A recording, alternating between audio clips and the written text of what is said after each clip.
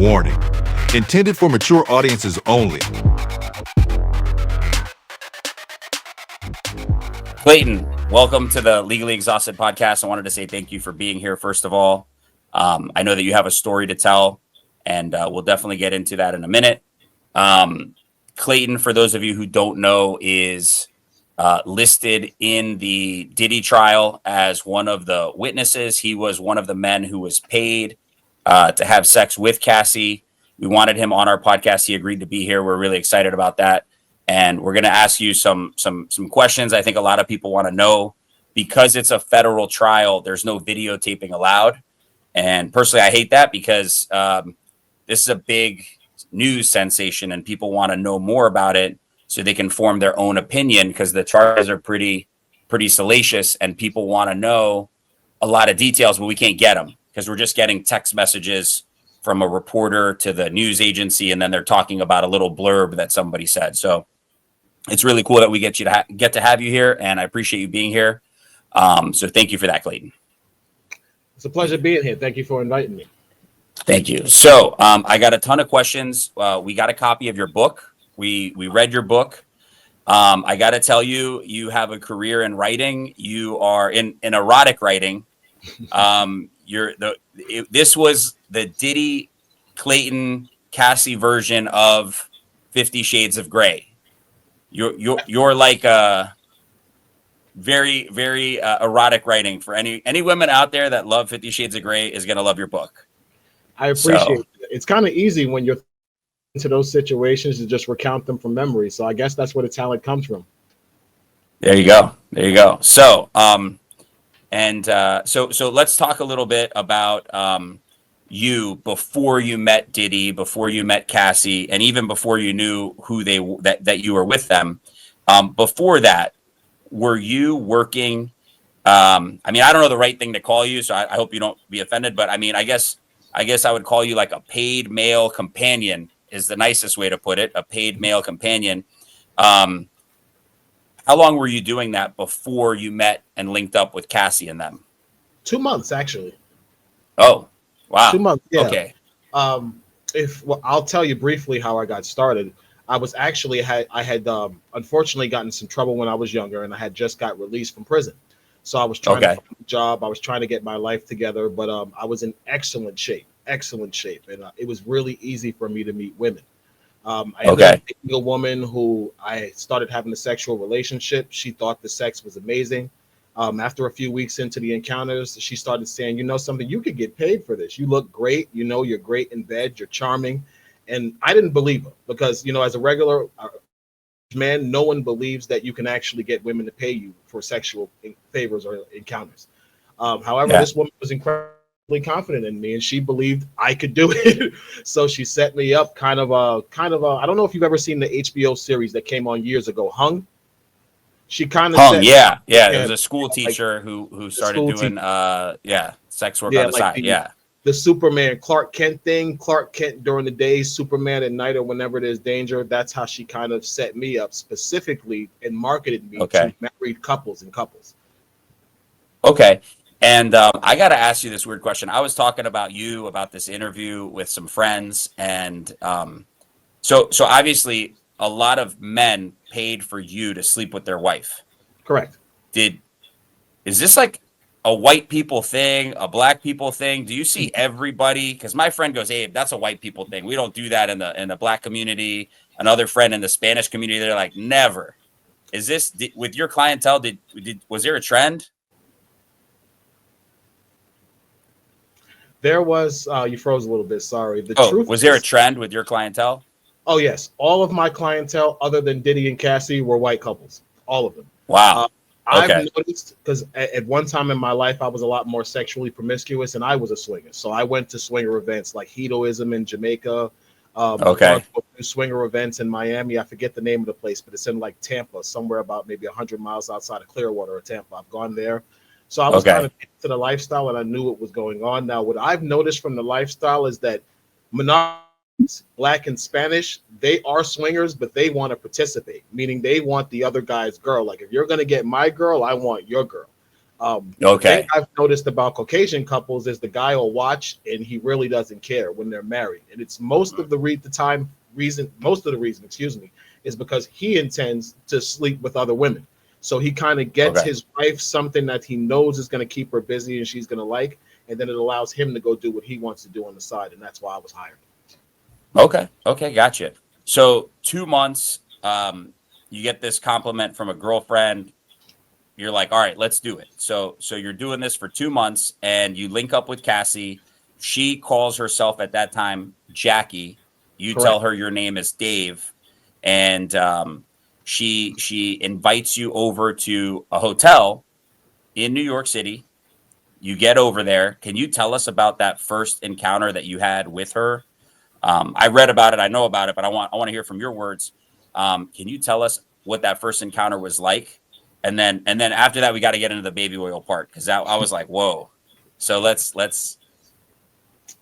Okay, the first encounter was great. Honestly, it went a lot better than I anticipated it to go. When I originally spoke to her, her voice is amazing on the phone, but you Mhm. can't imagine how beautiful she actually is in person until you're in front of her. So I'm called to this hotel. I believe it was the London Hotel in Midtown Manhattan. I get there.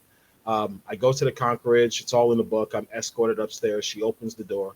I walk in. She's wearing a red wig and she has a bathrobe on. But immediately you can tell this woman is in amazing shape and she's beautiful.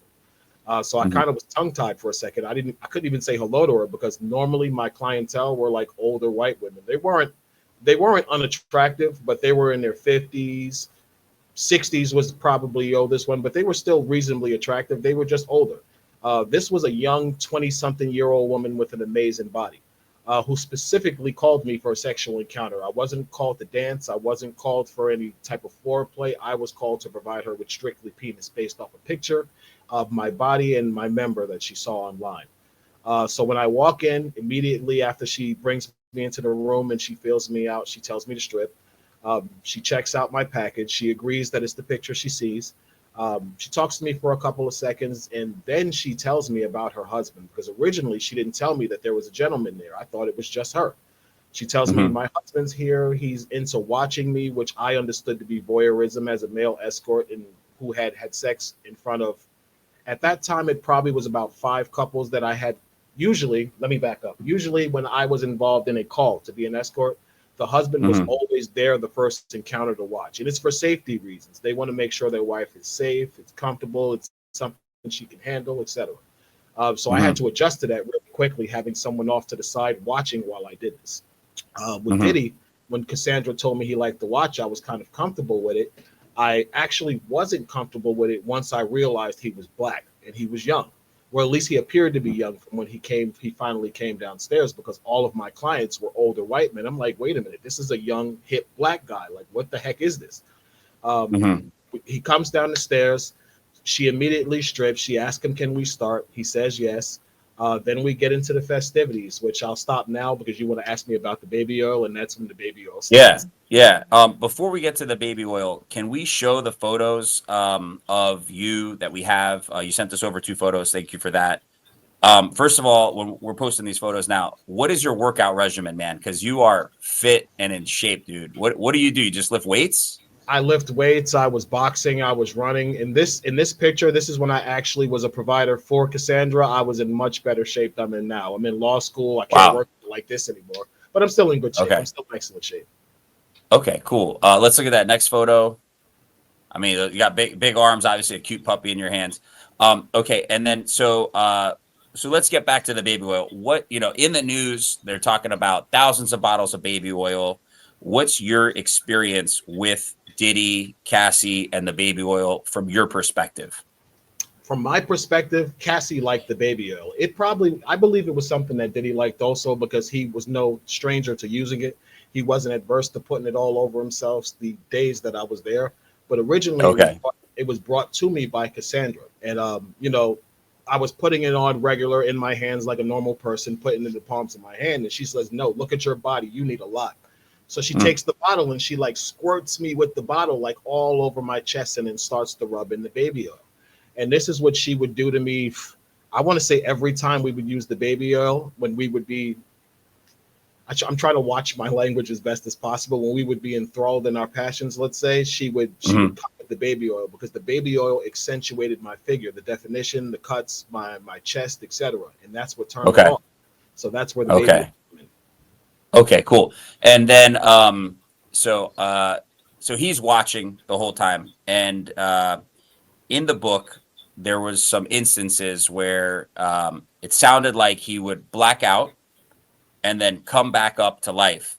And was that the experience your first visit, or no? Was he just there, normal, nothing strange going on? He just a husband in the corner of the room watching. He was a husband in the room watching. The truth is, I didn't even know who they were the first 2 years that I was involved with them. I had no idea. He would just watch in the corner. I didn't pay any attention to him because he was the guy. I'm completely heterosexual.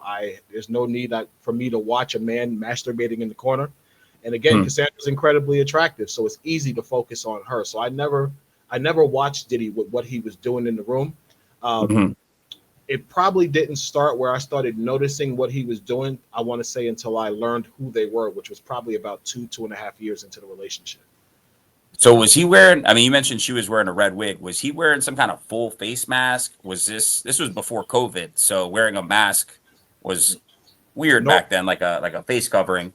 Did you say in the book that he had a face covering at one point or something? Do you remember? Can you describe that? Like, because he's a very well-known person, so people would say, how did you not know? Right. And I get what you're telling me, but did he have something covering his face? Well, one, the room was dark. It was only lit by those little tea candles and the electronic candles that usually come in high-end hotel rooms. So that doesn't afford the best lighting. He would usually wear a baseball cap that he kept low on his brim, maybe here, and then he would take a shirt and wrap the shirt around his face. So with the shirt around the face and the hat here, the only thing you can see is this. It's kind of hard to make him out. Gotcha. Okay, because I was curious about that. I think other people reading the book are going to be curious too. Speaking of curiosity, let's just go. Can we pull up the photo of the Starbucks cups here? I mean, you talked about it. You sent her a photo of you ripped. You sent her a photo of your Johnson. Where do you fall in this? If we were talking about Starbucks, just in case kids are ever watching this down the road or something, where do you fall? Where does Diddy fall? We want to know. Well, one, I don't know Diddy's size because I had any relationship with him. I didn't. Okay. I was paid by them for 8 years. So it's like being on a sports team where you're in the locker room with guys every day. Eventually, guys walk around the locker room. You see something, you're like, oh, man, come on, put that away. I don't want to see that crap. That's what happened with me and him. So I would want to say he's around an 8 ounce. He's around an 8 ounce. And that's not to insult him. It's just the truth. He's not endowed at all. His pockets are big. His manhood is not. Yeah. Okay. I got you. And you on here? I would be a venti. Okay. All right. Interesting. Because I think a lot of people, and the only reason I ask is because I think a lot of people wonder, why does a very wealthy man want to pay another man, multiple men, to sleep with his longtime girlfriend? And do you think is it the size? Is it just the culture of like swinging? Is it a bunch of things? I think. What are your thoughts on that? I think it's a few factors. I think it's the swinging culture. He's into it. He's been involved in drugs and wild sex parties for years, being who he is. So you gotta have some type of understanding of the type of man he is. He's been incredibly rich for decades. So he's probably had every type of beautiful woman normal men like us can imagine. So his sexual appetites increase. Now he wants to watch. He wants to do this. He's taking drugs to heighten his sexual experiences, because that's why they took the drugs. It wasn't to disassociate. It was to enhance the sexual experience. That's what Molly and ecstasy does. Now Molly and ecstasy don't dull you. What Molly and ecstasy do is heighten the sexual experience probably times 10. And GHB is worse than Molly and ecstasy because it's stronger. So this is the drugs that Cassandra and Diddy. And ketamine has the negative effect that when you take it, it makes you go into a phrase, I believe it's called the K-hole, where you'll pass out for maybe 30, 45 minutes, completely black out. Mm-hmm. Yeah, in the book, the way you described it was he would go into this K-hole, he would black out, and then he'd wake up furiously choking his chicken, let's call it, in the corner. And I'm like, that must have been insane to just like, so That would freak me out. So let's talk about the drugs, because I think the drugs is a big part of it's a big part of the book. It's a big part of the Diddy trial that people are going to want to know about. And in the book, you mentioned that she drugged you at first. She misled you to believe that it was some kind of an energy pill. And then you found out later on it was a drug. Do you want to talk about that instance? And then we'll talk about the time with Diddy. Yes. To correct you, it wasn't an energy pill. She actually did tell me it was ecstasy, but she told me it was a weak dosage of ecstasy. I believe she told me it was what's called the single stack. Because ecstasy, when it's created, it's a double, it's a single, a double, and a triple stack, I believe. So she told me she was giving me what's known as a single stack pill, and she was half. I hadn't taken ecstasy before. I'm wrong. I might have taken it once in my life prior to that. I used to smoke a lot of marijuana. I've never been into hard drugs like ecstasy, Molly, cocaine. I've never done cocaine, never tried heroin, never anything like that. So she tells me about this drug because she's always has a bunch of energy. I had been sleeping with her for a while, I want to say maybe a year.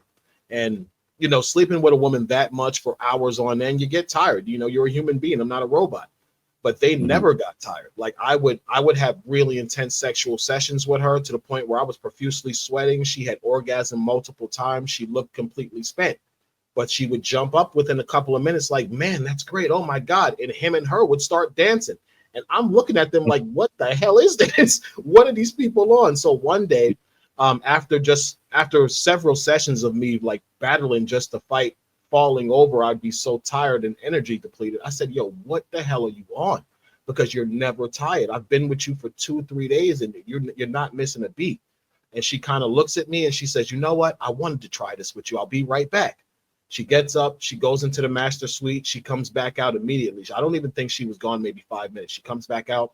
She has a purple pill in her hand, I believe it was. She says, I want you to try this. I said, what's that? Because I don't take hard drugs.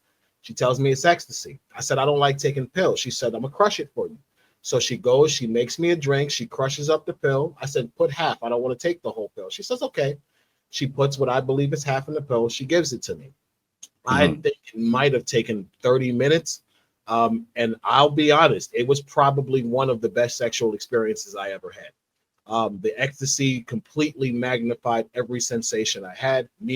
She and I, ended up having sex for about 3 days in New York City for this pill. After it was over, I was completely depleted. I had a negative reaction to the pill where I was disoriented. I could barely drive, but they paid me. They paid me well. I believe they gave me about $6,000 or $7,000 that session, and they let me leave. And it was so bad, I ended up pulling over my car, locking the car, and giving like a regular person I saw on the street $100 just to get me in a cab and send me back to Queens to go home. The next time I saw her, which was a few weeks after that, I said something about it. I said, yo, I don't know what the hell you gave me, but it had me completely like disoriented and out of it for days. And she just starts laughing and said, yeah, I increased your dosage because you're big. I didn't want to give you too little. I said, so wait a minute, you drugged me? She started laughing and said, yeah, you're okay. And that was pretty much it. Wow. Yeah. So do you question why she's not on trial in this case?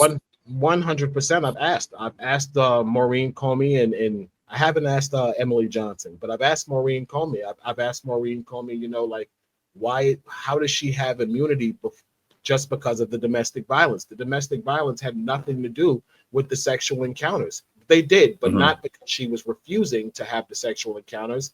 It would be because she would emasculate him, or he would catch her having sex with me behind his back and he would get angry. He's a guy, they're in this relationship, supposed to be trusting as swingers. He tells her not to have sex with me while he goes in another room to take a phone call. He comes out after the phone call. I got her bent over the couch. She's shaking. She's coming. He's like, what the hell is this?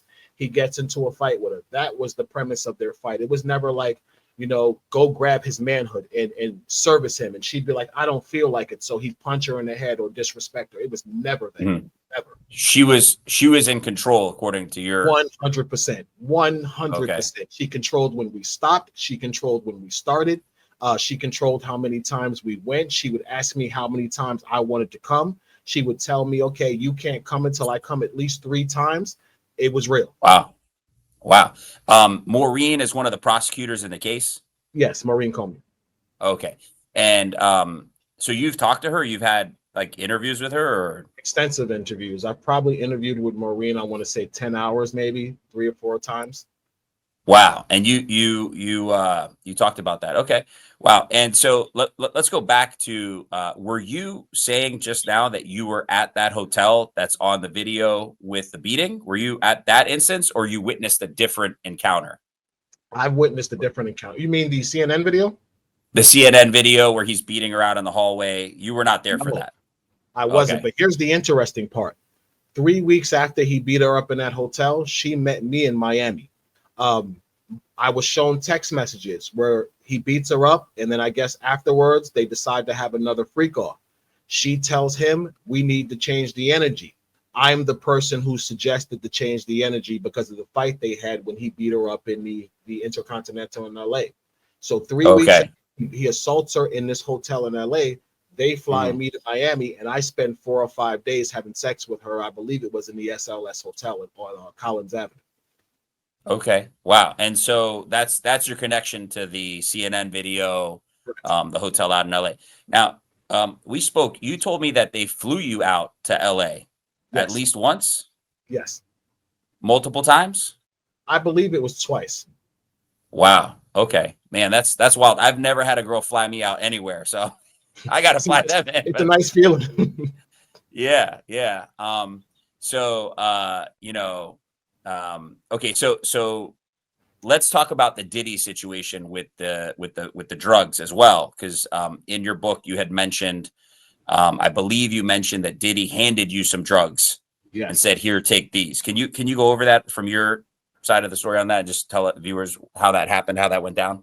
Sure. I met him. I believe this was when he was having the Bad Boy reunion tour, actually, because I remember he was staying in the Trump in New York.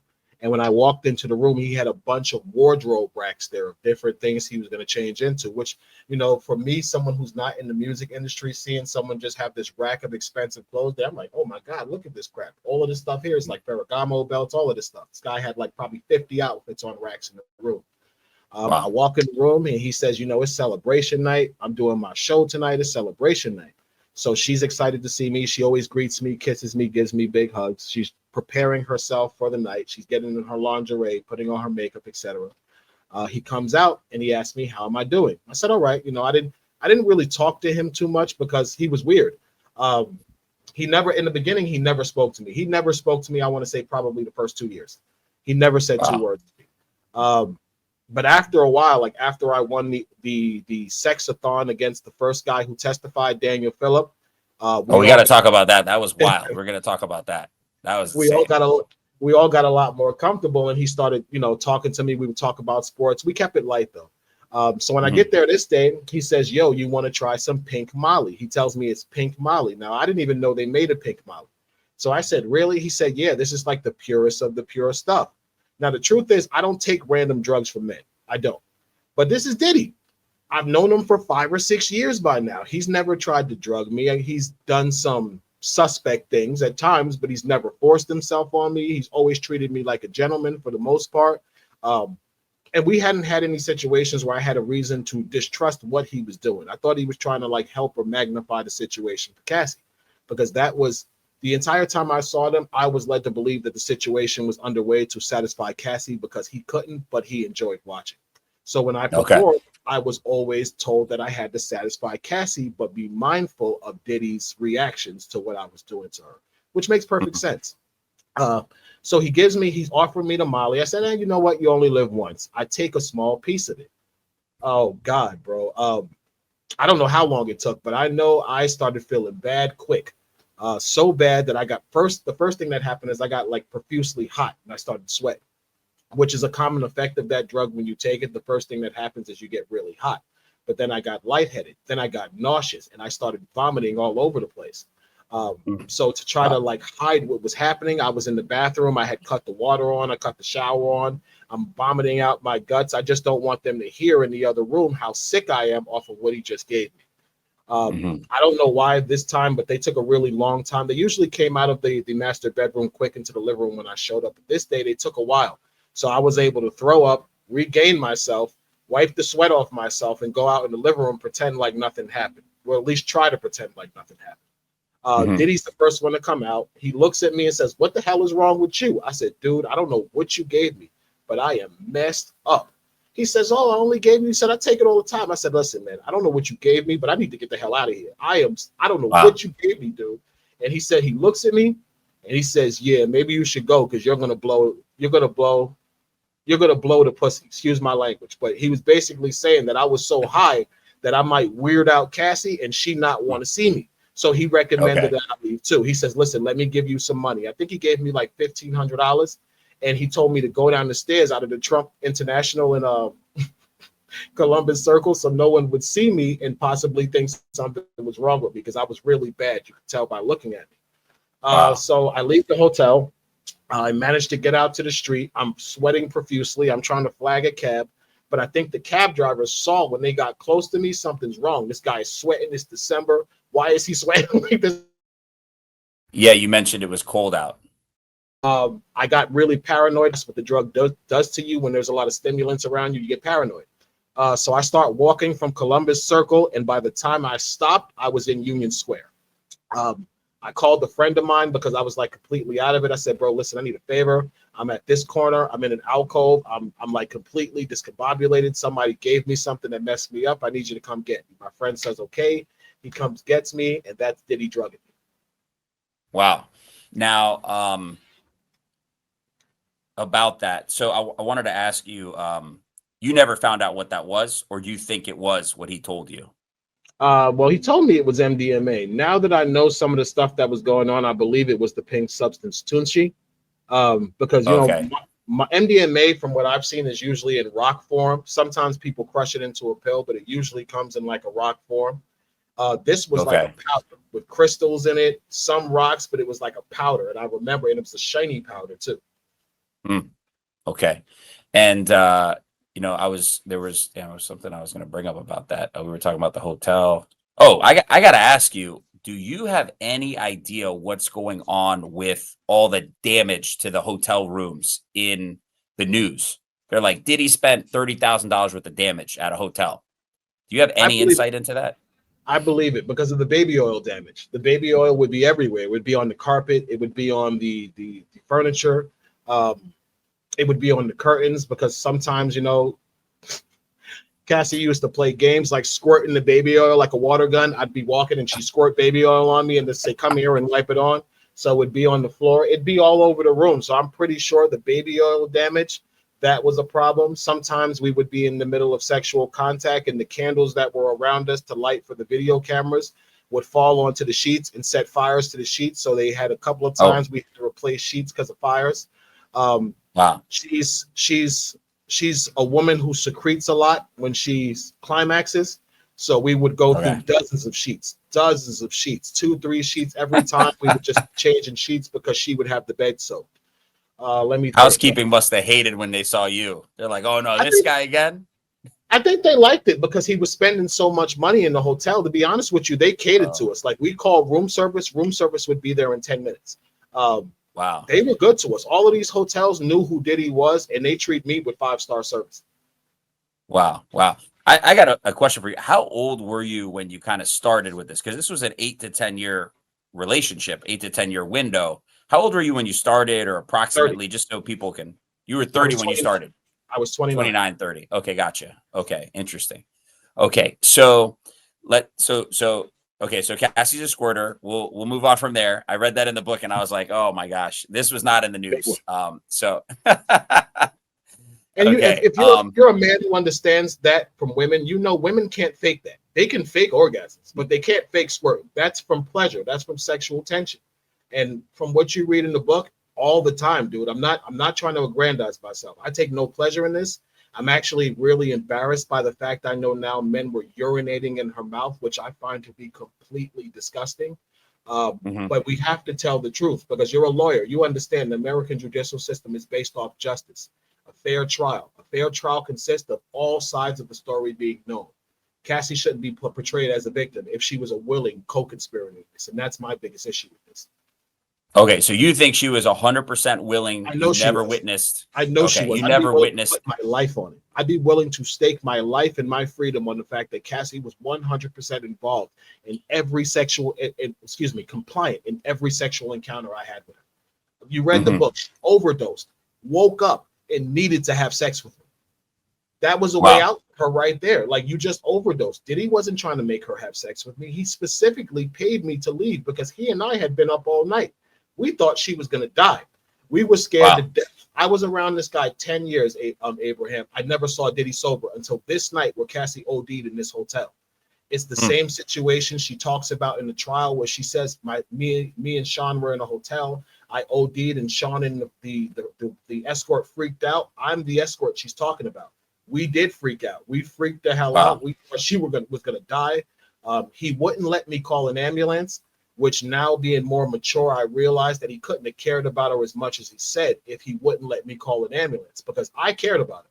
I only stayed because I didn't want to leave and something happened to her and he didn't do the right thing for her. Or, he's a rich and powerful man. He could try to set me up to say I did it.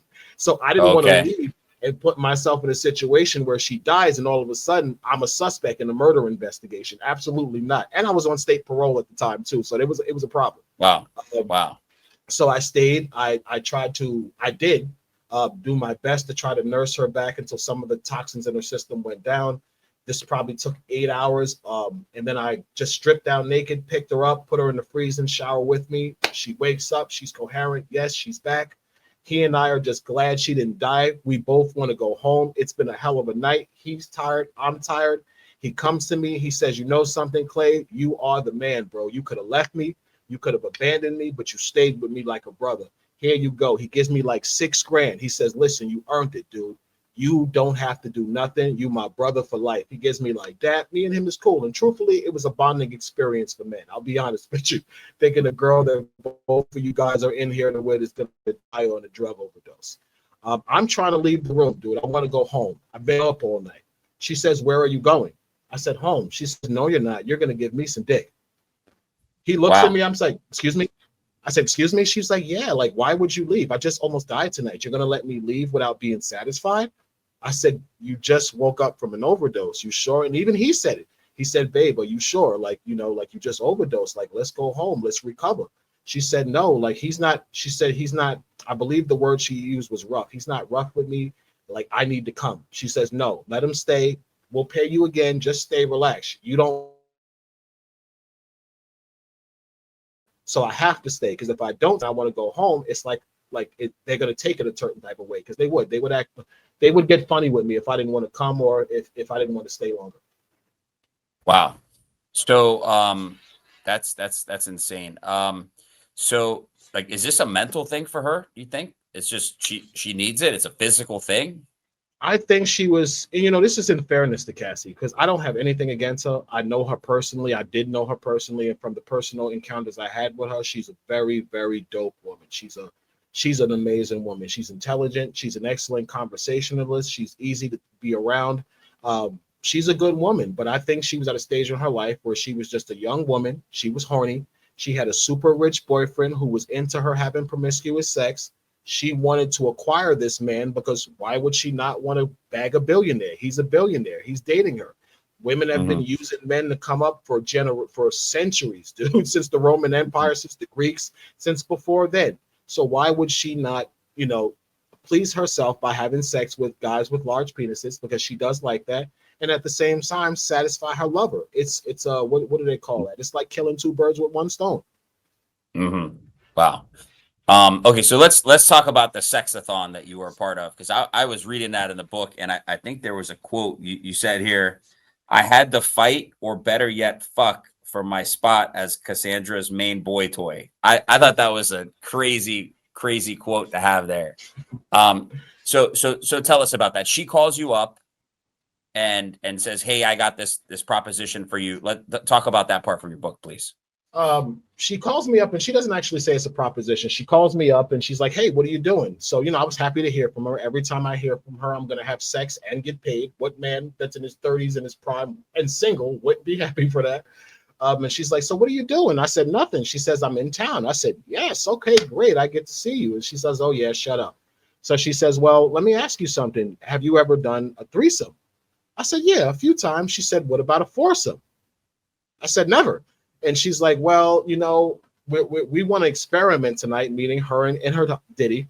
I actually didn't know he was Diddy at this time. I didn't know who they were until after this encounter, because the gentleman I met, who's actually the person who was the first male escort to testify, I believe his name is Daniel Phillip. I met him during this encounter.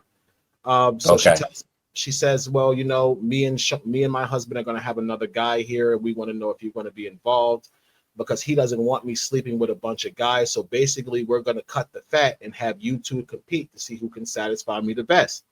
So I said, what do you mean, like an orgy? And she said, well, yeah, that's exactly what it is. And she said it with complete confidence, like it was regular. When she first said it to me, to tell you the truth, I was shocked. I had been having pretty intense sex with her at that point. So I didn't even know that she was sleeping with another guy. So it's like, okay, so you've been sleeping with other people, but you've been telling me that I'm only being called so you can satisfy your husband. So that was probably the first red flag with her. But then I instantly realized what she was saying. So I said, you know, I wouldn't really be comfortable doing something like that. But are you saying if I don't come, that you won't call me anymore? And she directly tells me, she said, that's really likely because my husband has to approve who I see. And if you don't do this, he might not approve. And I said, okay. So this is where I came up with the expression, I had to either fight or fuck for my spot, because I was practically told that if I didn't come, I was dead. So I get to her apartment. Actually, she had an apartment on the West End in Manhattan, in one of the old Trump buildings. So I get to this apartment in the 50s, this apartment building. I get up there. Diddy answers the door. He tells me to come in, take off my clothes, go to the bedroom. The fun's already started. I do as I'm told. I leave my boxes on. I walk in the room. Cassie's on the bed. Two guys have two penises in her face. I'm completely shocked. I'll be honest with you. It was kind of traumatic because I had been having like really intimate sex with her at the time. So to see her just being like completely slutted out with two large penises in her face by two guys just as built as me. Yeah, it was like the realization, this girl is a slut, dude. Like, oh my God. So I was just like, I'm gonna be honest, I was kind of heartbroken, bro. I'll be honest. Okay.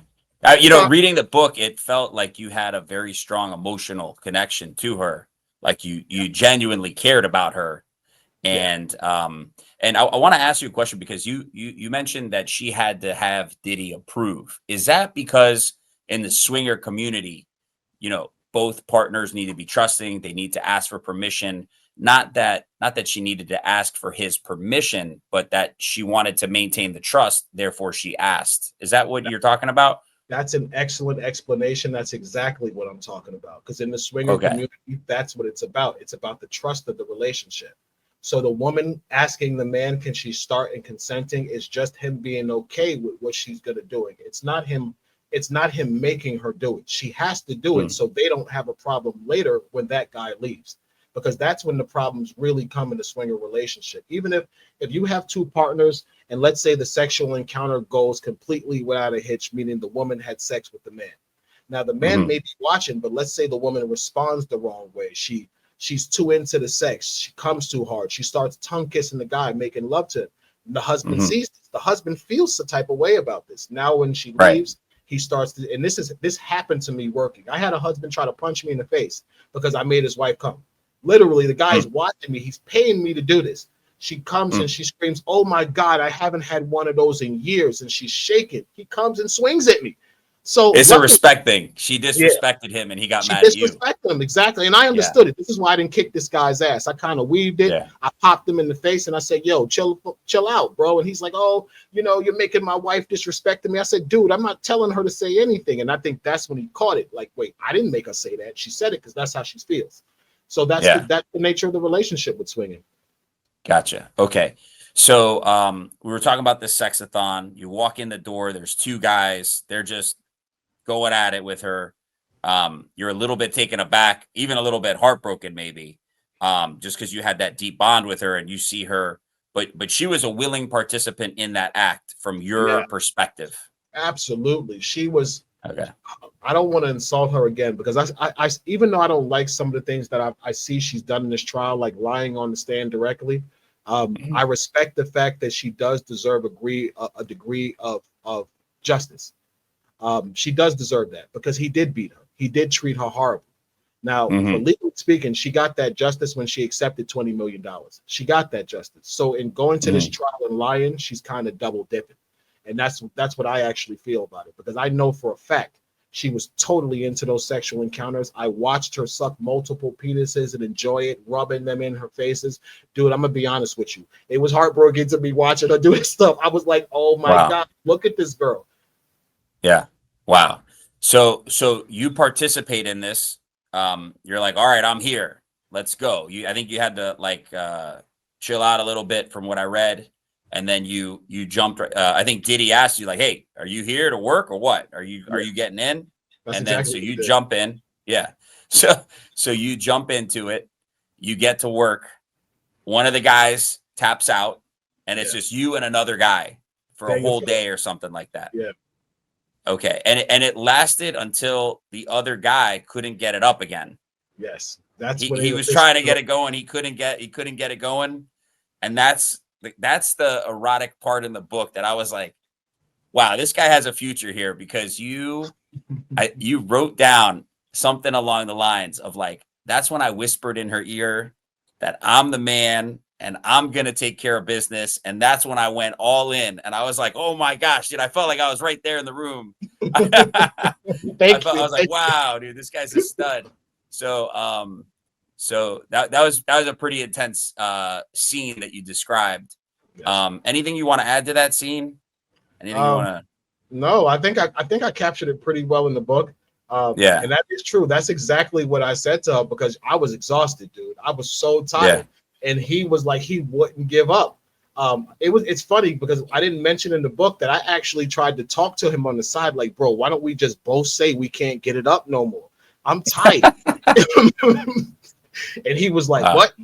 You can't get it up. I can. So he tried to like insult me. And I said, you know something? Okay, no problem. So we went another 3 to 4 hours. And 2 hours later, he couldn't get it up no more. So now I'm in control. Wow. So that's what I said to her. Yeah. Wow. That's all. But what I will say about it is the ironic part is that she says she was forced. But as you read in the book, she called me back 4 hours later for another orgasm. Like, listen, you got to come back. She explicitly told me out of her mouth that I am the best penis she ever had in her life. And she said this to me for years. And I believe her. Wow. That's a level of confidence right there. She wrote a song for me. She claimed she wrote me a song that was on her the mixtape she had. Like, she only had one album, I believe, on the Bad Boy, Rockabye Baby. There's a song on that album called Addicted. And she had me sleep with her to this song for a year, Abraham, because she said this was a song she wrote for me. If you listen to the words, it sounds like a freak off. It sounds like a sexual encounter. I totally believe it. Okay. Wow. Incredible. I gotta, maybe we'll make that the intro song to the podcast. I don't know. We'll see. It's with French Montana. I remember when she played it. I said, you didn't write me no damn song. She said, listen to the words. So as she was on top of me, I was listening to it. And I looked at her, I said, oh, crap, maybe you did. Because it's an erotic song. It's her being involved with someone she doesn't want to be with. She knows the person's wrong for her, but it feels so right. I had no reason to doubt that I might have inspired the song. Wow. So let's talk about something here, because we touched on it a little bit, and I want to make sure we tackle this section. What violence did you witness in person over this 8 to 10 year window? Like, what did you witness, and how did you react? I think people want to know, was this just between the three of you? Was this in a room full of people? Did you witness any violence? I don't know if we were clear on that. Yes, you did. Okay. I want to say I witnessed less than 10 incidents of violence, but definitely more than 5. Okay. What was the worst incident that you can remember? The worst incident I saw is when he jabbed and right handed her in the chest and knocked her across the room. That was the worst assault that he did, and it was specifically because he caught she and I laughing while he was in another room and thought we were laughing at him. So he measured her, and he can fight. I knew he could fight off of seeing her hit the other day. He sticks out a jab to measure the distance, and he turns his hip and everything over into the punch. She flies across the room. So I'm shocked. I'm not used to seeing men punch women in the chest. So I said, dude, what the hell are you doing? Don't hit her. Abraham, I gotta lie. He's so, I can't lie to you. He's so postured on me. I don't think a man has ever done to me what Diddy did to me this day in my life. And this is how I learned that power is more than physical. It is presence. I go to get physical with him because you just punched this small girl in the chest, dude. You're not going to beat this woman in front of me. So I'm like, yo, what the hell is you doing? Don't hit that girl again. Abraham, I swear to you, he looks me dead in the face. He sits like this back in the love seat, and he said, I dare you to touch me. Now, he sat in the love seat, so it wasn't him saying that he could physically match me. That showed me he had the confidence to know if I touched him, I wasn't going to make it out that room. And for some reason, I didn't even know who he was the first time I saw him hit her, but I believed him. And it made me back up for a second, like, whoa, this guy's so confident he just sat down. What the hell is that about? But then I looked towards Cassie because I've seen women get hit. And the type of women I see get hit, they're not letting no man punch them in the chest. They're going to say something. Yo, you hit me? You know, girls, they're flipping. They might not be able to beat the guy, but they're going to do something if a guy has assaulted them to such a degree. She's holding her chest, and she's looking at me and then looking at him. I'm like, wait a minute. If you're not going to fight for yourself, baby, I'm not going to jump out the window for you and mess my money up, because at least if she fights him, then I have a reason to jump in to defend her. But if you're going to stand there and try to watch me be Captain Saberho, and you're not even going to assist, then I'm basically falling on my sword for nothing, because I'm going to have a confrontation or whatever happened with him. I'm going to lose the gig, and you're going to stay with him and keep letting him beat you. And that's exactly what happened. Wow. So you think she was looking at you to say, don't fuck this up for me. Don't get into a fight. Because if you fight with him, you're out. And then she's probably out too if he gets his ass kicked hard enough, right? Exactly. Is that what you think it was? Okay. Exactly. And wow. That's a tough situation to be in, because at the end of the day, I guess it depends a little bit on how she reacts to the situation as well. Because but wow, so you just felt that I guess it's called big dick energy from him, where he just like, I felt that aura. He's just like, you can't use big dick energy with him because he don't have that. You can't use that. Oh my gosh. I felt the aura of power from Sean Combs, and I knew that I didn't know who he was, but I knew this guy had juice. Wow. You know power. You know someone who's used to doing this. Did you ever witness any guns around? Anybody carrying guns around when you were there? Here's the thing. The reason I believe more and more that I was specifically for Cassie is because I never ran into any of his staff. They did everything in their power to make sure that no one saw me. The only time I can mention a weapon is one time I had sex with Cassandra, and I was really good, and he got jealous. So it was a point where, you know, I was young, I was really arrogant.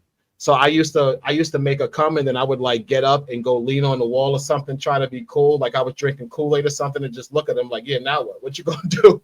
And he would get angry by that. Like, he's incredibly competitive. The guy is paying me to sleep with his woman and trying to outperform me. Like, where's your mind, dude? But this is the guy he is. So one day, I guess I did too good a job, and I was laughing at him. And he was like, yo, I'll shoot you in your fucking face. Excuse my language, but that's exactly what he said to me. And I said, what, man? You ain't got no gun.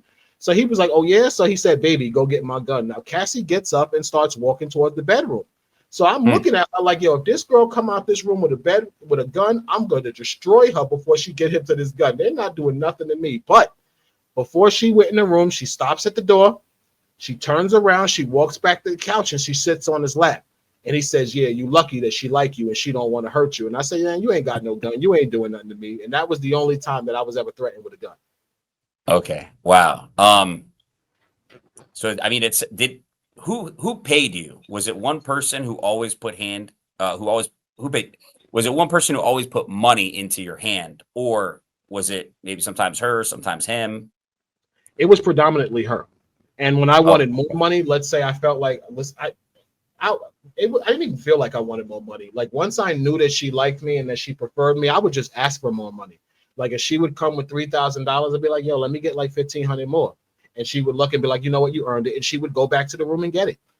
Give him another 15, give him another 2,000. So she always paid me. I can honestly say Diddy might have paid me less than 5 times in 8 years, 10 years. Okay. And how many times a year would they call you out? How many times a month would they call you out? Well, in the beginning, I was probably sleeping with her once or twice a month, from 2009 to I want to say 2011. I want to say they Okay. would fly me out a few times a year. I want to say 3-4 times a year up until maybe 2015. 2015, it kind of started to slow down a lot because I started to flake on them. I got tired of the arguing. I got tired of the domestic violence. Sometimes, I think it's an expression that goes like the heroes that you admire often disappoint you when you actually meet them. Mhm. I admired Diddy for years, man. Diddy's like God to people who admire entrepreneurship and business. But as I knew him, I got to realize that he's one like a freaking crackhead. Dude is high all the time, dude. Dude is a complete Wow. drug addict. One, he's Mhm. horribly abusive to women, and he's not abusive because people think that men need a reason to be abusive, and a man who's abusive really doesn't need a reason to be abusive other than the fact that he doesn't have the security in himself to deal with situations the right way. Diddy's just an abusive guy. It's not because he hates women, it's because he doesn't know how to respond without abuse. That's what he's been doing his entire life. So he would go like he would call her bitches like he was calling her name, Cassie. Like bitch, bitch, bitch, bitch, bitch, bitch, bitch. Excuse my language. And she would allow this because she would consider it called sexual talk. And she would ask me to verbally disrespect her too. Ask me to urinate her, choke her, pull her hair. I'm not that type of lover. I don't believe that you have to beat a woman up to make them come. As a matter of fact, I know you don't because I've been doing it without beating them up for years. So I don't have to pull your hair, choke you. I don't have to verbally disrespect you, spit in your mouth. She used to ask me to do things like this. And I'd be like, no, that's disgusting. I will just have sex with you and make you come. So this was the whole nature of our relationship with she, myself, and Diddy. It would just be us three, no one else. The only Mhm. time that someone else was Daniel Phillip during the sexathon. Okay. And did you guys ever go out for dinner and stuff like that, or No, you room service? no, I was calling penis. Like I need a plumber. Call Dave. I need my pipes unclogged. Call Dave. Dial a dick. That's what we're gonna call you. Pretty much. Okay. So Clayton, we know that you're here. Why did you want to come out with your story and tell people about it? Well, I came forward because I heard Cassandra Ventura's testimony, and I know for a fact that she lied about several incidents, and she lied about incidents that she did to me, which as a victim violated my rights. I was dealing with the U.S. Attorney's Office. I was a completely compliant witness. I provided them plane receipts from different encounters I had with her, text messages. I have done everything to help the U.S. Attorney's Office do their job and effectively prosecute Sean Combs. My problem came when I started to realize that they were trying to hide her complicity in order to deny me victimhood to win a prosecution, which is wrong. Once I heard this, I reached out to Tyrone Blackburn, who I recently fired. You got a lot of podcasters, no disrespect to you, of course, but it's a hot topic. Yeah. Podcasters are talking about it. People are making memes about it. There's millions, hundreds of millions of dollars in civil suits. So now the downfall of Diddy has become a business. So you have to be Mhm. really careful about the people you deal with because some people don't have the best intentions. They don't have the truth in mind. They have Mhm. the opinion that they want to keep the false narrative going. And I want to put the true narrative out there, which is Cassie is a co-conspirator. She's a victim of domestic violence, 100%. Mhm. But she is not a victim of sex trafficking as it relates to United States Code 1591. She's not. Okay. Okay. Thank you for that. Who was the mastermind behind this whole scandal? I want to say they're both complicit. No, there is no mastermind. Diddy probably is more complicit than Cassandra because he's the money, he's the man. I totally believe to satisfy her man, like many women do in swinger situations, she gave him the thrill of voyeurism at the same time getting experience for herself. So I believe that they are both criminally complicit from my experience. Okay. Now, my understanding is that she asked you to urinate in her mouth. Did she testify? Is it your understanding that she testified that you urinated in her mouth when you did not? No, I don't think she said I testified in your. I mean that I urinated No. in her Okay. mouth. I thought, then we'll cancel that out. I thought when we were talking on the phone a little bit before this, you were like, so it was other people. that she Yes, it was testified other about, not people. you. I'm Okay. just the fool that she was tongue kissing like everything was okay. So I'm pissy mouth Clay because I'm the guy she was tongue kissing. They urinated in her mouth. Oh my gosh. Okay. Yeah. Okay. In your own experience, did you witness Diddy drug people, particularly women, forcing them into these freak offs like the news reports? No, I see Diddy does drugs and he offers drugs. He gives you the option of taking it. And if you take it, that's on you. I've never seen him force drugs. To be quite honest, I've actually seen him trying to stop Cassandra Ventura from taking drugs many times because she, at one point in her life, she likes to do drugs. Again, like I said, those drugs, ecstasy and molly, they are enhancers. They enhance the sexual experience. So she was addicted to those because it makes sex incredible. The night she overdosed, when she overdosed off GHB, he distinctly told her, listen, you're taking too much. Don't take that. She says, no, I want to let go. I've been working hard. He says, baby, you're taking too much. Don't take that. She says, I got it. She takes it anyway, even though he advised her not to take that much. She ended up overdosing. So from my personal experience, I never saw him take drugs. I saw him try to stop her from taking drugs. I did hear him ask her if she wanted to take drugs with him because they were get high partners. This is what they did. But I never saw him force her to take anything. Never. Okay. And you never saw him push anybody to take drugs? No, never. To engage Never. in freak offs like the news reports. Okay. Even when he drugged me, he offered me the drug. He didn't tell me what it was. He told me it was Molly, but he still offered me the drug and let me make the decision. Okay. Gotcha. We talked about the baby oil. So you think it was Cassie's baby oil? She was into I the know it was baby oil? baby oil. I know. At least in my circumstance, I can't say no. Let me correct myself because people are going to see this. I don't want to say that the baby oil is Cassie's idea because it probably wasn't. It could have been Diddy's idea. She was 19. She didn't know about this whole freak off lifestyle. I definitely believe he introduced her to the lifestyle. There's no way that a 19-year-old beautiful girl like that would have been a swinger right out the rip. Absolutely not. I totally think he partied with her. He introduced her to the luxury lifestyle of jets and yachts. She's living like a queen now. She's practically dating a king. She thinks she's royalty. What do royalty do with slaves? They indulge with slaves. You know what a good example is? You ever seen the TV show Rome? No. Rome that was on HBO. There was a series on HBO called Rome about Julius Caesar, and it ended with Augustus Caesar. In any event, when Caesar died, Anthony and Cleopatra were in Egypt.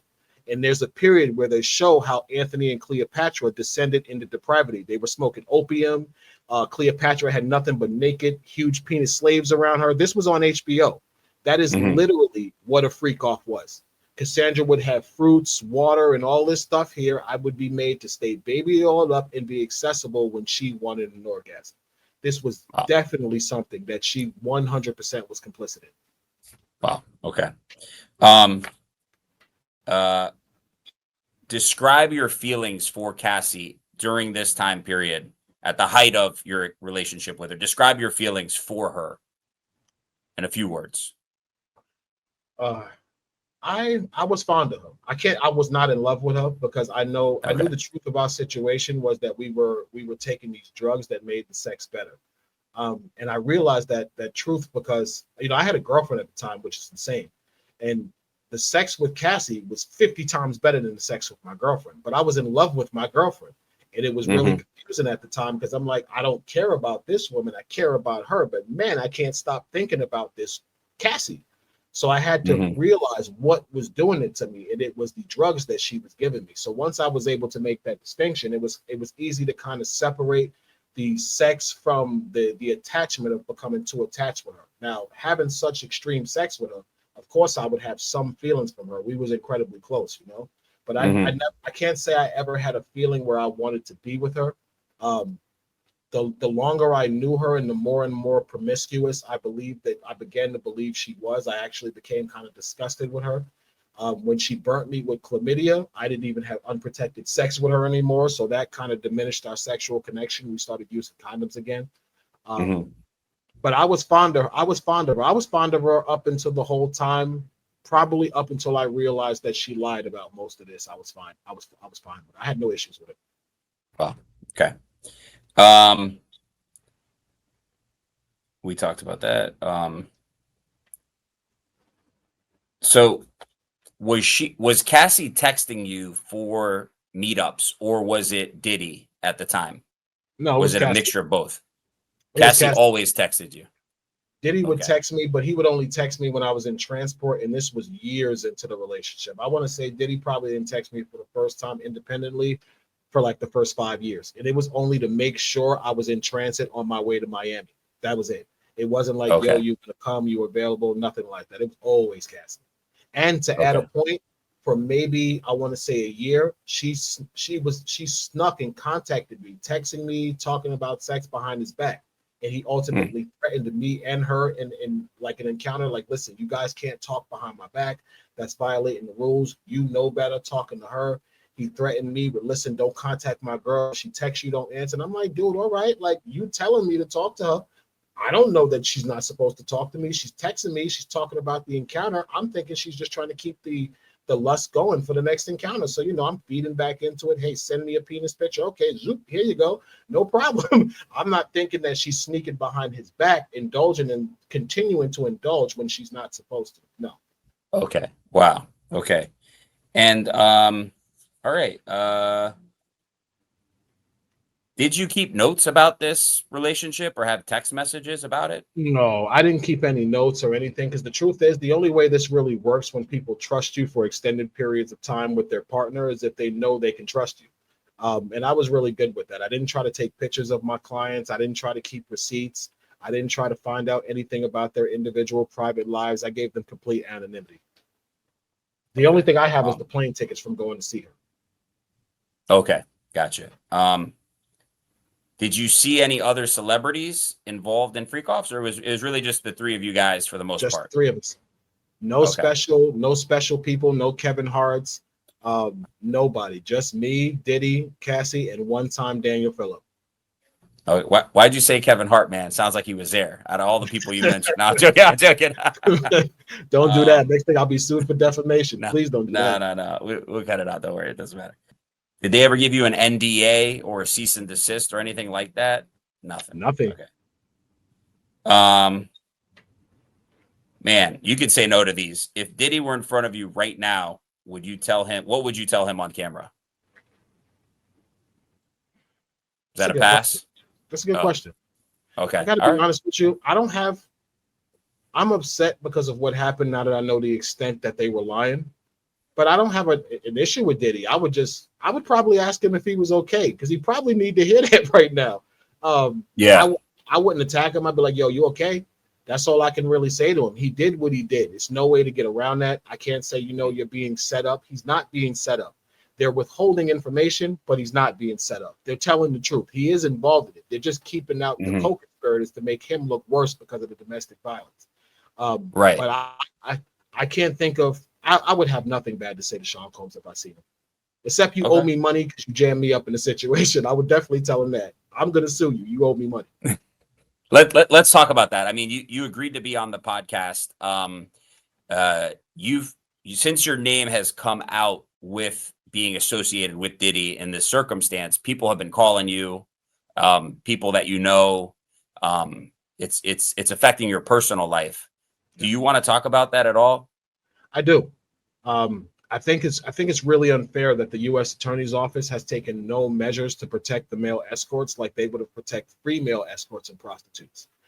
I feel that they have completely thrown us out there to the wolves to allow the media and the public to have whatever perception of us that people want to have, despite the fact that we are victims. You're a lawyer. You probably read into sex trafficking. What sex trafficking case have you ever read where the prostitutes are not significant?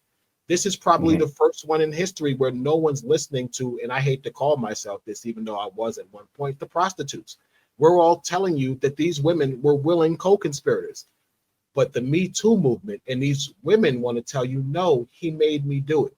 You have 15 different guys telling you that's not what I saw. She was a very, very eager participant. So I personally think that I think this whole situation is screwed. I'm gonna be honest with you. I think it's a miscarriage of justice by the fact that they refuse to hold the women that are part of this accountable, because they are accountable. They just tried to use a rich man to come up, and the rich man used them and discarded them.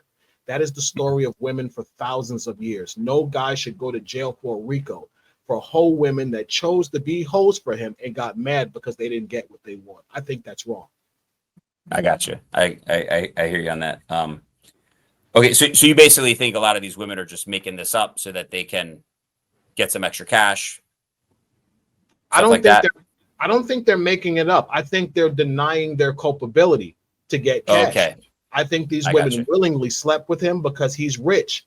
I'm gonna be honest. I went to meet him in December 2019. This is the last time I saw Diddy. He calls me to Miami. There's no Cassie involved, but he leads me to think that I'm coming to see Cassie. So I fly to Miami thinking that I'm gonna be involved in the same encounter only because I was comfortable with her. I wasn't even an escort anymore, but I felt it was a free $5,000. I was comfortable with her. I had sex with her before. So what's the worst that could happen? I was going to use a condom, wham, bam, I'd go back to New York. Now I get there. It's not Cassie. He calls me into the room. He sends me off. I knew a woman who lived in Miami. I call her up. Once I found out it wasn't Cassie, I stay with my ex-girlfriend. I have sex with her all night. I wake up the next morning, million missed phone calls from Diddy. Oh, shit.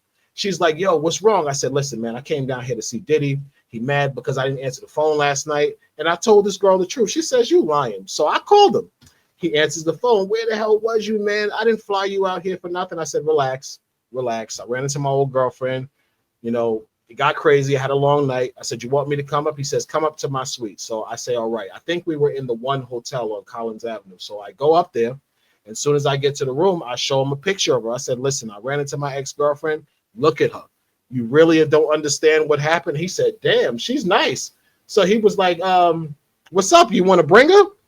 So I looked at him. I was like, you serious? He says, yeah, yo, I'll give her like 5,000-10,000. He was like, what's up? You want to come now? I thought about it. And I was like, you know what? I could tell her. But then I said, wait a minute. Why the hell would you do that? This is Diddy. She's never going to come back if you do this. So I totally believe that women will compromise themselves to get close to a rich and powerful man. Totally. So I think these women are lying. And they just didn't get what they wanted. Gotcha. Okay. Anything else you want to go over? I think I asked everything that I wanted. I don't know if there's anything you want to go over. Not really. No, I want the truth out. I don't want this woman to get away with all the things she did to the men she lied to into sleeping with her unprotected. That's wrong. She was totally complicit in this. There's no way that she should be granted this unjust victimhood. And she's being hoisted on the backs of the people she actually hurt. She's being hoisted on my back as a victim of sex trafficking. She wasn't sex trafficked. She was dating this guy and willingly doing it. The person who was sex trafficked is me. How am I being ignored by the prosecutors? That's my problem, you know. So that was my main purpose of coming out, and I'm totally against it. And I'm probably going to speak more, but that's why I came out. Okay, cool. Well, Clayton, I really appreciate you being here today. Thank you for telling your side of the story. All right, so Clayton, tell everybody who's watching where you see the future for you, where you see this panning out. Well, the future for me, I've recently gone back to college trying to get a law degree. So I'm excited about that. My civil rights were horribly violated in the states of New York and New Jersey, and now it appears with the U.S. Attorney's Office. And I see myself fighting for civil rights violations against victims who are forgotten like myself. I see myself soon trying to move past this situation so my name is never mentioned in these disgusting encounters again. I'm hoping I see peace in the future, to be honest. Okay, awesome. Well, I wish you a lot of peace. I appreciate you being on this show. I hope you stay in touch with us. And I hope everything works out for you just like you want it to. Okay. Thanks, and on a positive sign off, you know, everybody is capable of changing their life, turning it around for the better. And I know you're going to do great things in life. So I appreciate you being on here, Clayton. Thank you so much for being here. And look forward to hearing from you in the future. Okay. Thank you for having me, brother. Thank you so much. Thank you. Take care. All right, bye. If you'd like to dive deeper into Clayton's story, you can find his book on his website linked in the description below.